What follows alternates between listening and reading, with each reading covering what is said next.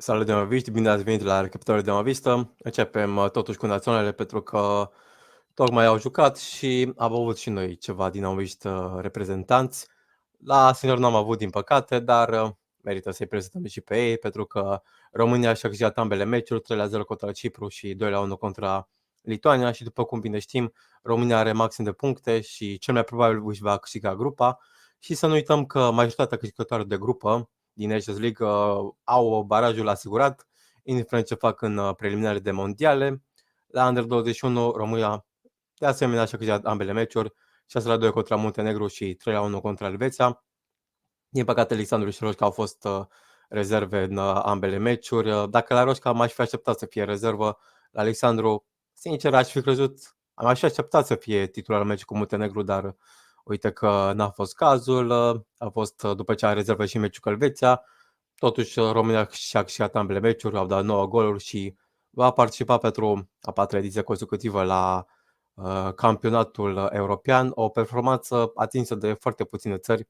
Adică cred că dacă ne scoate pe noi din ecuație, vorbim doar de țări ca Spania, Anglia, Germania, care să se fi calificat la toate cele 4 ediții din această perioadă.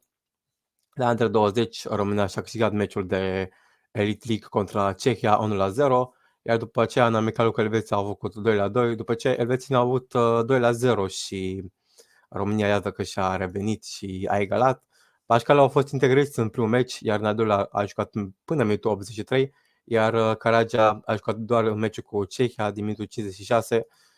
Totuși este bine că a fost băgat într-un meci oficial, cea care contează mult mai mult decât un amical. Și totuși Caragea, sper să nu mă înșel, cred că are 18 ani sau maxim 19, dar vorbim de jucător foarte tânăr, chiar și pentru un nivel Under 20.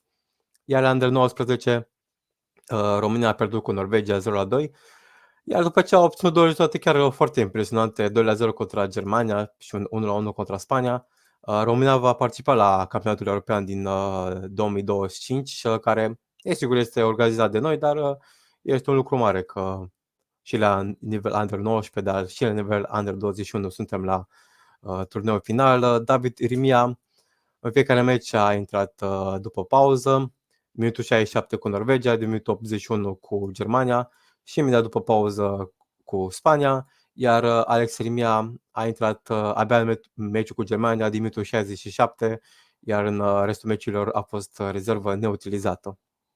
Bun, și trecem și la lucrurile care interesează pe toată lumea. Fotbalul, unde Dinamo se pregătește de marele derby cu FCSB. Derby care va avea loc duminică de la ora 9 și conform ultimul update de la pagina de Facebook pe Luza Cătălin Hârdan, Dinamo a ajuns undeva la 37.000 de suporteri și se așteaptă aproximativ 40.000 de suporteri la ziua meciului, poate chiar puțin mai mult, de ce nu? Și având în vedere că cei de la FCSB cred că vor fi și ei minim 5.000, poate chiar mai mult de 5.000, putem vorbi de o asistență undeva spre 50.000, nu cred că vor fi chiar 50.000, dar nu știu, hai să nu exagerez, 46.000, eu cred că pot fi, împreună cu FCSB, desigur. După cum bine știm, Dinamo este pe locul 5, loc de play-off, 18 puncte și, sincer, după foarte mulți ani, cred că poate chiar mai mult de 3-4 ani, 4, 5, 6 ani. Este pentru prima dată când cred cu adevărat că Dinamo chiar are șanse într-un derby cu FCSB și cred că chiar putem câștiga. La nivel de Liga 3-a, CS Dinamo București, condusă de Florin Bratu, a câștigat meciul cu Cetatea Turnul Măgurele 2-1, meci disputat acasă, iar acum se pregătesc de un meci contra o altă formație din Telorman, contra Sporting Rășori, meci care va avea loc sâmbătă de ora 3 și Sporting Rășori, care totuși sunt pe ultimul loc, văd că au doar o victorie în 7 etape. Chiar dacă este în deplasare, mă aștept ca echipa lui Florin Bratu să câștige. La fotbal feminin, Liga 3-a, din păcate Dinamo și-a pierdut meciul de deplasare cu Serena Constanța 4-1 și Dinamovisele rămân cu un punct după 4 etape. Iar următorul meci este abia în noiembrie, pe 3 noiembrie contra Voluntari, dar totuși mai sunt 2 săptămâni până la acel meci. La handbal, din păcate, Dinamo și-a pierdut meciul de Champions League 24-36. Totuși, era cam de așteptat această înfrângere pentru că a fost în deplasare și vorbim de o echipă foarte puternică din handbalul masculin. Dar din păcate e mai mult vorba de diferență, pentru că sunt 12 goluri diferență și s-a cam văzut, asta și în timpul meciului, dar Dinamo se poate revanșa în meciul de joi, 21:45, tot în deplasare, dar contra francezii de la PSG. Un alt meci în care plecăm ca outsider, dar cred că diferența va fi mult mai mică și de ce nu putem vorbi chiar de o surpriză, pentru că chiar dacă PSG a fost foarte puternic în ultimele sezoane, clar nu se mai ridică la nivelul de atunci și ok, poate e greu de crezut că putem scoate un rezultat pozitiv din acest meci, dar cu siguranță nu vom pierde la 12 goluri. Iar în campionat, Dulei au câștigat meciul de campionat cu Steaua 35-32, dar a fost o victorie destul de complicată și da, cam grea, pentru că Steaua a avut 16-14 la pauză, dar Dulei și-au revenit repriza a doua și s-au impus într-un final și avem 77 victorii, iar următorul meci este duminică de la ora 17:30 în deplasare contra CSM București, unde desigur mă aștept ca Dulei să câștige. La basket, din păcate, Dinamo a pierdut ambele meciuri pe care le-a jucat în perioada asta. În campionat a pierdut cu 84-70 contra BC Timișoara în deplasare, iar contra Legia, de păcate n-am prezentat acest meci că va urma pentru Dinamo, pentru că s-a jucat în săptămâna care tocmai filmez acum.